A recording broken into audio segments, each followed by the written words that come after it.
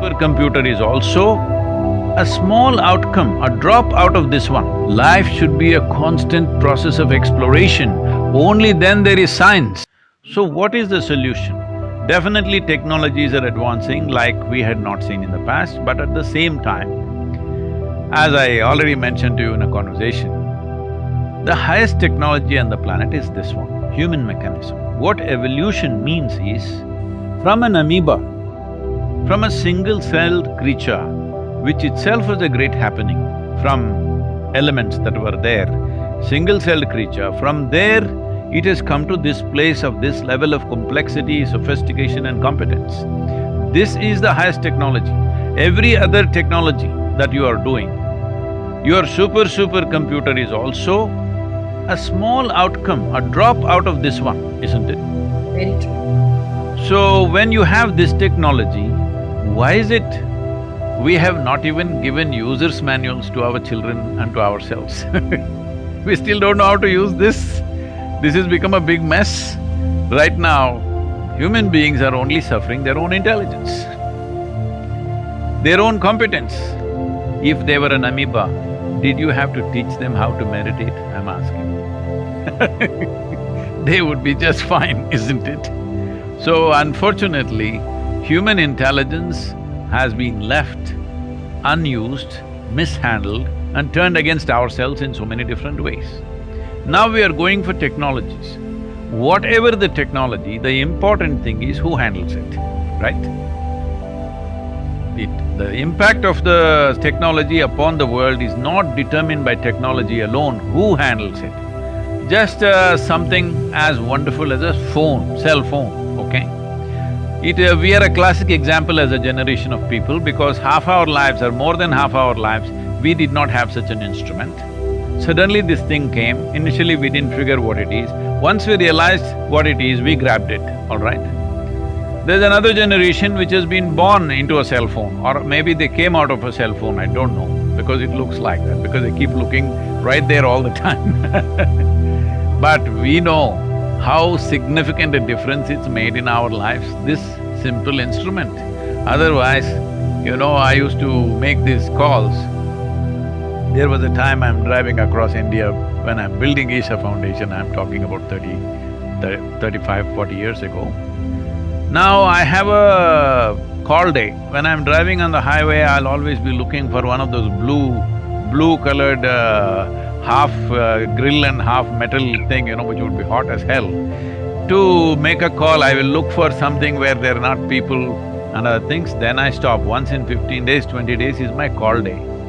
Those days I don't have a telephone book or anything. 700, 800 numbers and names, I remember the PIN codes and the works, international, national, everything. So I go there. First thing is I'll give 5,000 rupees to that guy. He's surprised because normally calls are 20, 30 rupees. Here I give him 5,000, he says, just keep it. Then I go into call, my calls go on 4 to 6 hours. Then other people come, they want to make their short calls. They're all screaming from outside, but that guy manages them because I've already paid advance to him. The big customer I am suddenly. So once in 15, 20 days, I make all these calls. By the time I'm finished, my forefinger is almost falling off. Dialing that. Today, if I'm driving or even on a motorcycle, if I just say the name, my phone calls. And I'm just talking inside my helmet, I'm talking and riding all over the place.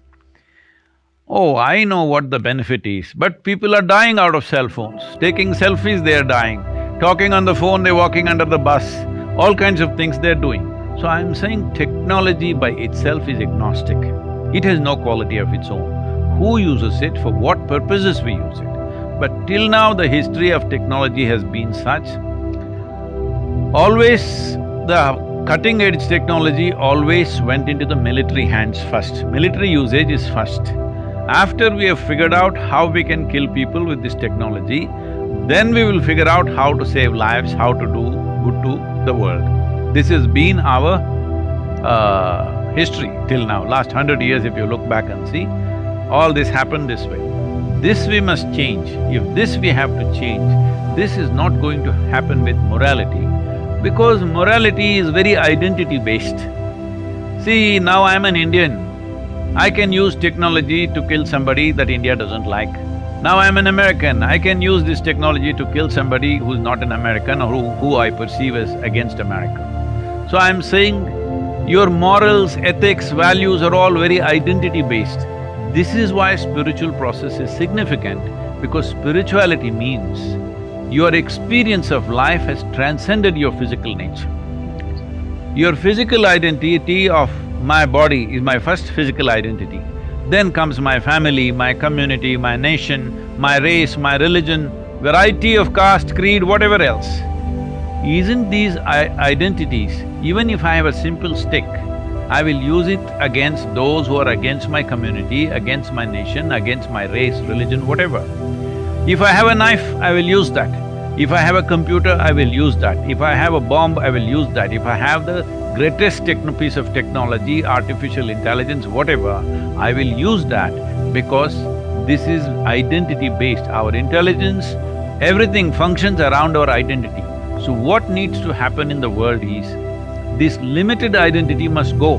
We had this well established in our country, which we killed it with British education.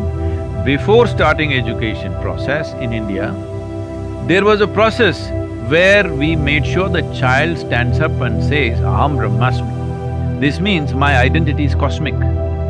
Because education is seen as empowerment. If you empower a person who has limited identity, he is a disaster for the world.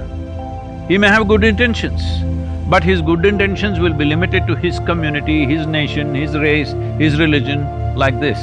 It is important we raise human beings in a way where our identity is cosmic in nature, at least global in nature. Only if this happens, that genuinely, right from childhood you came up in a way, seeing that you are a global citizen or a cosmic citizen, you see that you are a part of this and everything is actually a part of you, only then this will happen. This is what